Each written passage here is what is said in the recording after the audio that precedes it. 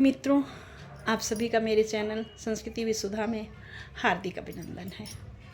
मित्रों, जानते हैं केवट की अलौकिक कथा। केवट कितना धन्य है जिसकी नाव पर प्रभु श्री रामचंद्र जी चढ़ करके आगे गए हैं। बहुत ज्ञानी है, बहुत चालाक है। आइए जानते हैं। बताते हैं, केवट कीन बहुत सेवकाई, जो जामन सिर गौर गवाई, होत प्रात बट क्षीर मंगावा, जटा मुकुट निज शीश बनावा। सुबह होते ही उन्होंने जटाएं बनाई और उसमें मोर लगा करके स्वयं को सुंदर अलंकृत किया। जटाओं को अपने माथे का मुकुट बनाया। राम सखा तब नाव मंगाई, प्रिया चढ़ाई चढ़े रघुराई।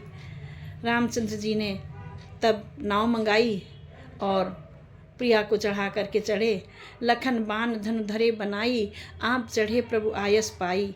और आप भी आयस पाकर उस पर चढ़े। विकल विलोक मोहि रघुवीरा, बोले मधुर बचन धर धीरा। तात प्रणाम तात सन कहूँ, बार बार पद पंकज परे हूँ। उन्होंने कहा कि रामचंद्र जी ने बोला, सचिव ने बोला, समुद्र ने बोला कि श्री रामचंद्र जी ने कहा है कि तात श्री को मेरा प्रणाम कहना, बार बार उनके चरणों को छूना, मेरी ओर से बार बार प्रणाम करना, उनके चरण कमल पकड़ना। करब पाए पर विनय बहोरी, मैं फिर से आकर के पैरों को पढ़ करके आपसे विनय करूँगा। तात करिए जन चिंता मोरी, हे तात चिंता मत करना। जहाँ राम है वहाँ चिंता का क्या विषय है, क्योंकि मंगल भवन अमंगल हारी, द्रवहु सुदशरथ अजिर बिहारी। दशरथ के हृदय में निवास करने वाले श्री रामचंद्र जी हमेशा अजर अमर हैं, अमंगल को दूर करने वाले हैं और भवन में मंगल को करने वाले हैं। तो वन मंगल कुशल हमारे, कृपा अनुग्रह पुण्य तुम्हारे।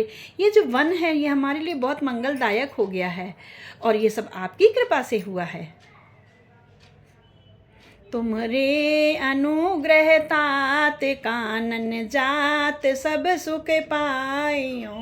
प्रतिपाल यशु कुशल देखन पाए, पुण्य फिर आइयो। जननी सकल परितोषी परि परि, पाए कर बिनती घनी। तुलसी करहु सोई जतन, जय कुशली रही धन कौशल धनी। अर्थात श्री रामचंद्र जी कहते हैं कि मैं वन जा कर के 14 वर्ष पूरे करके मैं फिर से आऊँगा। हे ताश्री, मैं फिर से आपके चरण कमलों के दर्शन करूँगा वन से आकर के, और सभी माताओं के पैर पकड़ करके उनकी चिंताओं का समाधान करके उनसे विनती करके कहना कि वो ऐसे कार्य करें जिससे कौशलापति अर्थात श्री राजा दशरथ जी कुशल रहें, ऐसा करना। गुण गुरु सन कहब संदेशु, बार बार पद पदम गही। करब सोई उपदेश, जही न सोच मोहि अवधपति।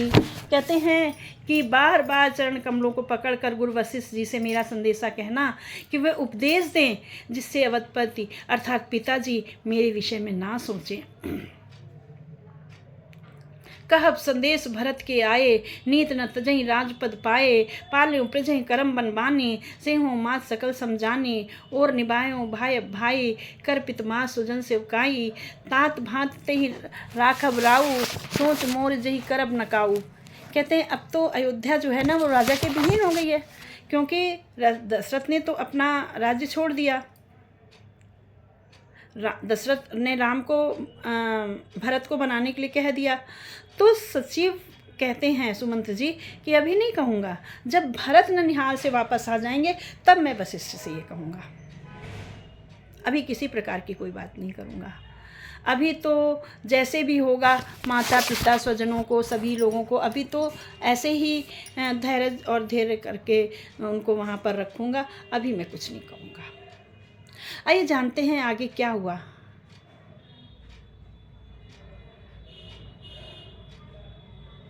केवट ने क्या किया है।